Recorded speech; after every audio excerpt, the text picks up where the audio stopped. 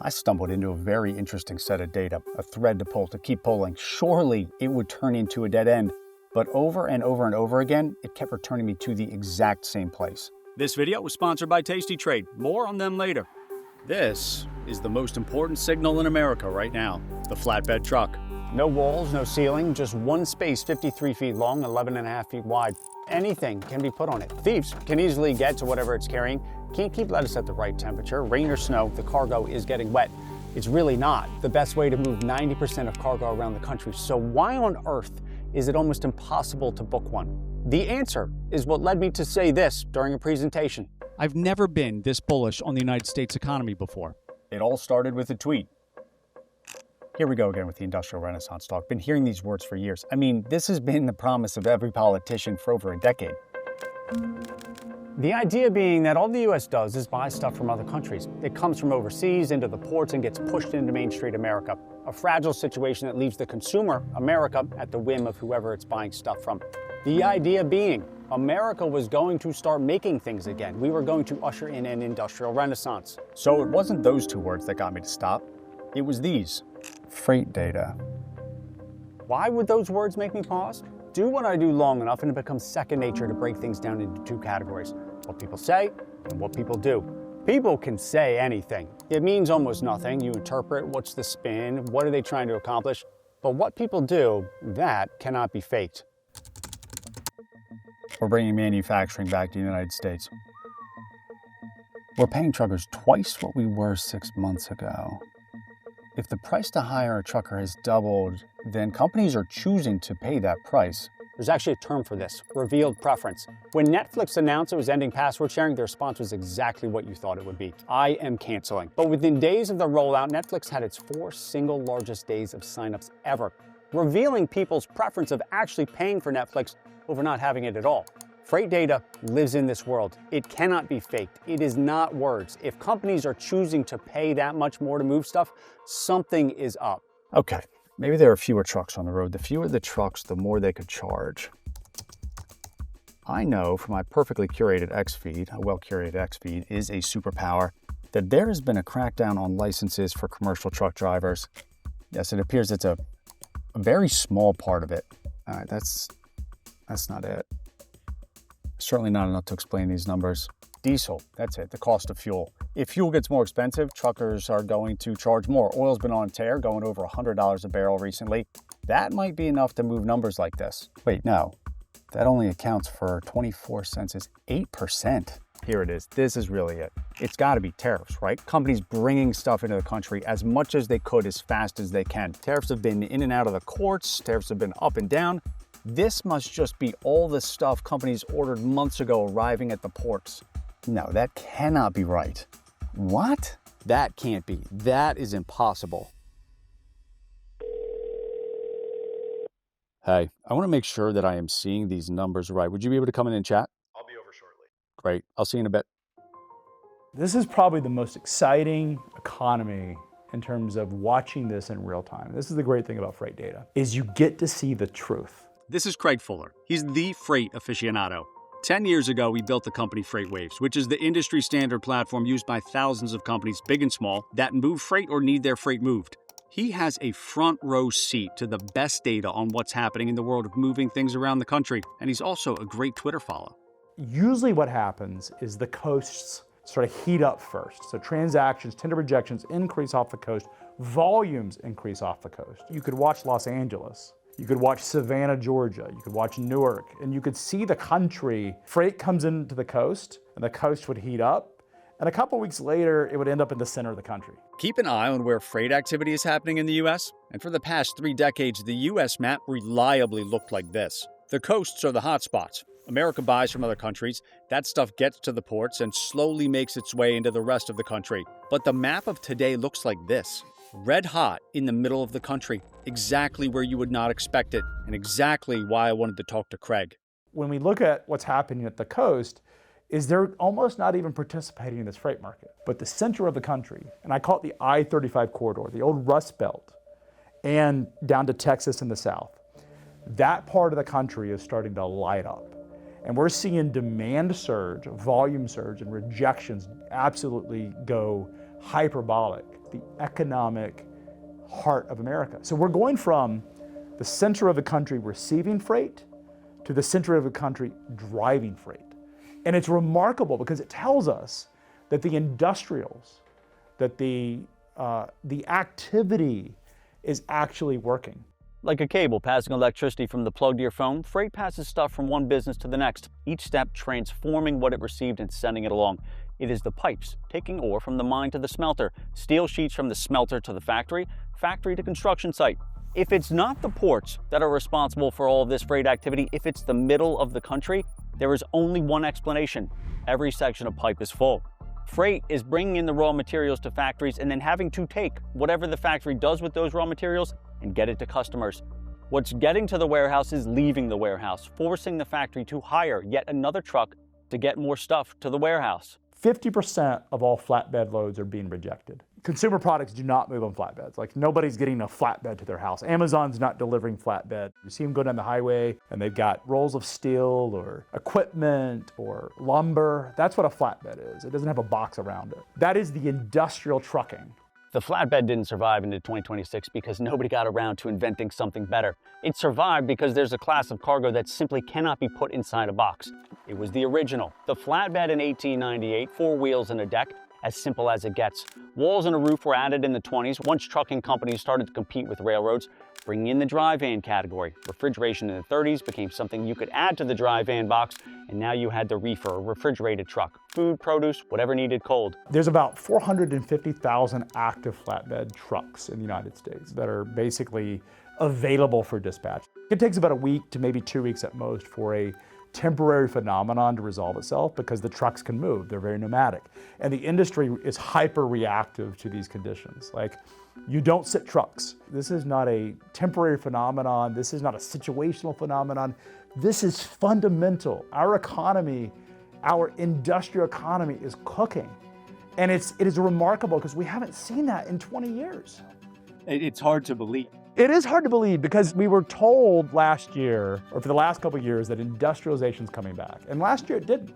It was abysmal. The industrial economy was absolutely trash last year. It felt as if we were going completely in the wrong direction, but then something happened.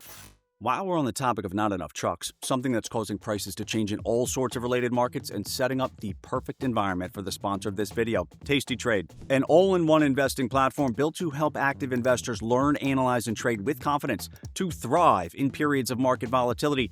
Because when supply shifts, breaks, or is just uncertain, prices follow, and traders who understand why can act sooner. And here we go again. We see this situation repeating over and over lately. Oil, chips, memory, software, copper, now freight. Every other day, something new appears on the list of things we either have too much or too little of. Tasty Trade is built for active investors who want to analyze these moves and trade them, not just watch them happen. It's been voted the best platform for options trading multiple times because volatility and helping active investors manage it is what they were built for. Thank you to Tasty Trade for sponsoring this video. Now let's get back to it. One of the things that goes missed with the hyperscalers spending on all this stuff, their CapEx spend, is in this really roundabout way. It's this giving back of all the cash they've made over the years that they're still making to race each other to provide better AI. And in doing that, 2 things are happening. First, they're dumping tons of cash into all these other areas that have not moved like this in a very long time. Cash that drove their stock prices higher and higher. The revenue per employee that they had was staggering, still is high, but now they're in a race to, as they see it, survive, forced to spend a previously unthinkable amount of money to compete. If 10 years ago, these CEOs had gone in front of their board and said, listen, in 2026, we're going to spend $150 billion in data center build out, the board would have told them to kick rocks. The second thing that's happening, anybody that is using AI, from the heavy to light users, it costs these companies way more to give you what you use than whatever it is you pay. We can call it consumer surplus, subsidies, whatever term you want to use for you're getting more than you pay for. The world's knowledge, it's been scraped up, compacted down, and given to everyone for the price of on the house. Have you ever heard of the term black swan? Rara avis in terris, nigroque simili macigno. A rare bird upon the earth and exceedingly like a black swan meant something so impossible it didn't exist. Uttered by a Roman poet and then used over and over again for 1,500 years with the same certainty as declaring the sun rises in the east and sets in the west. Until halfway around the world from where they called home, 250 men spread out across a convoy of 3 ships stumbled onto something all of Europe thought was impossible. The river they had entered on the west coast of Australia was thick with black swans. Two eyes locking onto the black feathers was all it took to immediately invalidate a certainty that had never been questioned. Millions of swans seen by millions of eyes had always been white. This is the average height of everyone on the planet. Put a dot down on the chart for the height of every person on the planet, and 80% of them will cluster between these two lines. Extremely short people or extremely tall people will fall to the side of them, but no dot will ever be placed all the way out here. No one is 100 feet tall. We know the sun will rise. The light will turn green, babies will be born, people will pass away. It doesn't usually snow in May, but it's happened before.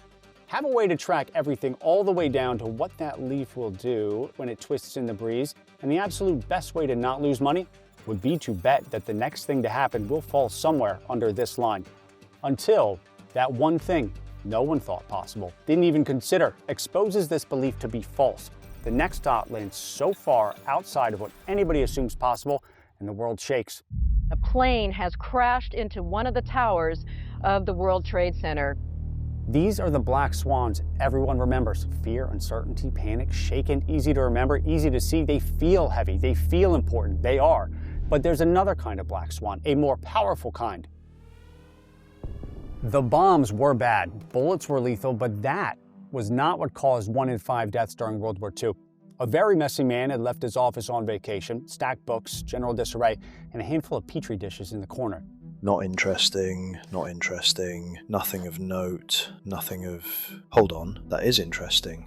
Why would that happen? A speck of mold from 3 floors below the man's lab had floated up through the cracks in the floor and landed remarkably, almost dead center in the middle of a petri dish he hadn't put away, leaving a curious-looking ring spreading out from its edges, a blast radius that had killed the bacteria around it.